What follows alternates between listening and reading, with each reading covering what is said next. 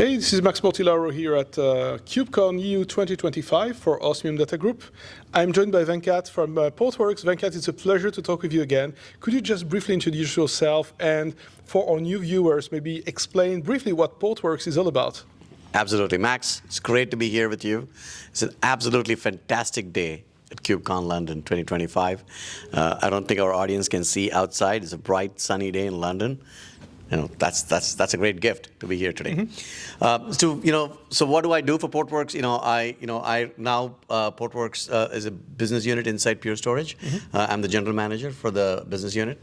What is Portworx? Portworx is very simply a complete data management platform for Kubernetes.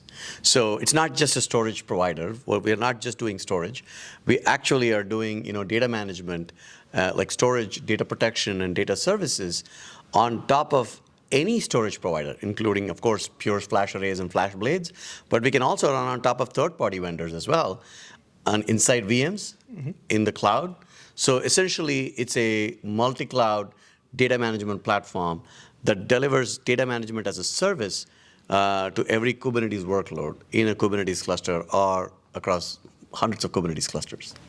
Thank you. Thank you very much for that. So when you say data management, we can suppose that you are adding various layers of data services on top of that. Yeah. I do remember you had a diagram where you're showing kind of an onion view, with several, layers of peeling, etc. So can you tell us maybe a bit more on that? Yeah, absolutely. Right. So, fundamentally, the management of data starts from, kind of virtualization, right?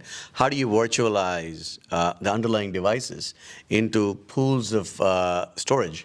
And then how do you slice them, that pool of storage, into what each container workload or Kubernetes workload can see, and then how do you deliver advanced services, be it snapshotting, disaster recovery, backing up, and then like encryption, encryption at flight and rest, right? How do you rotate the encryption keys? How do you deliver that, on cloud, on-prem, or inside the VMs, right? But we don't just stop there. Then what we have now integrated in the Portworx platform is how do you deliver data services like Postgres, MySQL, Cassandra, Redis, Kafka, easily, so that the platform teams and their application teams they serve can easily get access to these data services in their Kubernetes clusters. So with Portworx Data Services, which we have been shipping for last few years, you get single-click provisioning of up to 12 data services, zero-touch management, and we do all the data management of that as well. And all of that is wrapped and provided as a Portworx platform inside your Kubernetes clusters. Yeah. So thank you, Venkat, for that. So Portworx has been wildly successful, over the past years with those services, for the databases and so on. However, we're, fast forward to 2025. So what's new? What are you announcing at these events? Is there anything, a key takeaway for us about what Portworx is announcing? Absolutely, yeah. So, it's been exciting times for Kubernetes, right? I mean, we have seen, and Max, you and I have been this is probably fifth or sixth KubeCon we have been together, right? And we have seen the industry mature, where, Kubernetes and a bunch of open source projects to now large global 2000, Fortune 500, Fortune 50 companies are deploying Kubernetes workloads in production and betting their businesses on them, right? So now what we have seen recently is a huge shift, a huge movement towards moving virtual workloads or virtual machine workloads into Kubernetes. Now, if you go back a few years, we used to say, look, while virtual machines belonged to the legacy orchestrators, Kubernetes was more of a modern app orchestrator and containers and everything in the app-centric world, right? But over the last few years, Kubernetes virtualization has been picking its steam, and technologies like KubeVirt have matured significantly, delivering security, performance, stability, and capabilities like live failover and all of that are brought to it by Portworx. So now we are seeing customers moving from other expensive virtualization platforms, which are becoming even more expensive because of the market movements, right? And moving their workloads to, hey, what is the alternative? What does the future look like, right? So what we are seeing is customers are architecting for future state, not just trying to, lower their cost tactically, but strategically they are architecting for the future. And some of these, large enterprise customers are looking to move their virtualization workloads to Kubernetes, right? So this is what we call as kind of the modern virtualization trend. And Portworx enables these customers because we have traditionally delivered mission-critical availability, redundancy, failover, data protection for container workloads on Kubernetes. So we took a step back and said, now how do we deliver the same as a service experience, kind of deliver also the multi-cloud capabilities to customers so they can bring their virtual workloads and then run them on the same Kubernetes clusters or as their container workloads, or they can run it on an independent cluster, dedicated for virtual workloads. So we are now supporting virtual machine workloads, KubeVirt, with Portworx 3.3 that we just announced, where customers can do live failover of their VMs. They can get dual attached devices with Portworx volumes and pure flash array volumes as well. And then they can also do the live failover, and then storage vMotion is coming soon, and storage DRS capability is coming soon as well in this platform. And then then everything else we do, like data protection, like backup, DR, synchronous and asynchronous, and and high like the 15-minute RPO backup capabilities, and 0 RPO synchronous DR capabilities. All of that we are bringing to the virtual machine workloads as well. So modern virtualization is the new wave, and we are seeing that taking over Kubernetes significantly. Yeah, I think it really resonates with us at Osmium, because these are the conversations that we keep having here at KubeCon about this transformation, this new trend, and what you said is really true. Organizations are looking strategically. They just don't want to fix the next iteration. They really want to look at how they're going to transform workload and so on. So tell us a bit more about I think the part around the core services, replication, snapshotting, all of that seems very clear and straightforward. What is the level of integration you have with KubeVirt? Are you kind of providing the hypervisor layer, or are you kind of relying on some kind of third party to make that happen? Yeah, that's a great question, right? So KubeVirt, we look at it as a hypervisor, right?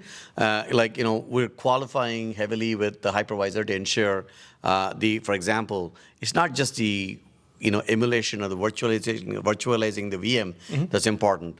When it comes to storage and data, we need to ensure the plumbing that happens from the hypervisor for I/O and all the sector alignment, and like how the plumbing comes to the storage layer, how it handles failovers, how it handles device timeouts, how it handles applications, mounting them. So we have to extensively qualify, test, and harden it for that particular hypervisors. How it schedules these kind of workloads, right? So we're doing an extensive testing and qualification of various workloads, all the way from modern workloads to even legacy workloads like Oracle databases and SAP HANA and all of that. So all of those workloads that traditionally belonged inside a VM, we're qualifying them to make sure that those are they run very well. Plus, we work with some of the major platform providers, like Red Hat is a great partner. We work very closely with the OpenShift team to qualify Red Hat OpenShift virtualization with Portworx, and then we actually built and published reference architectures with them, so how customers can help take their VM workloads that are running in, for example, vCenter and VMware to Red Hat OpenShift virtualization and Portworx. Right? So they can follow that. It's a very prescriptive document we have published together that we have qualified.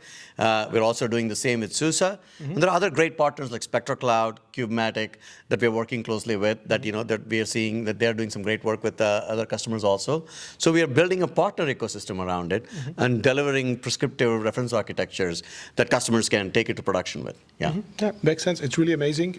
Looking at the agnostic aspect, working with all of these providers and building that ecosystem is really important for organizations, to have a choice on what they're building and where they're going to.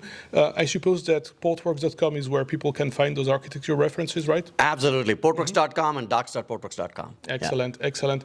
I had a last closing comment, which was around what should we expect next from Portworx? You guys have been doing a tremendous amount of work, but is there anything that you see as forward-looking, perhaps, at this KubeCon? Yeah, it's first of all, I think Kubernetes is a hypervisor of the future, right?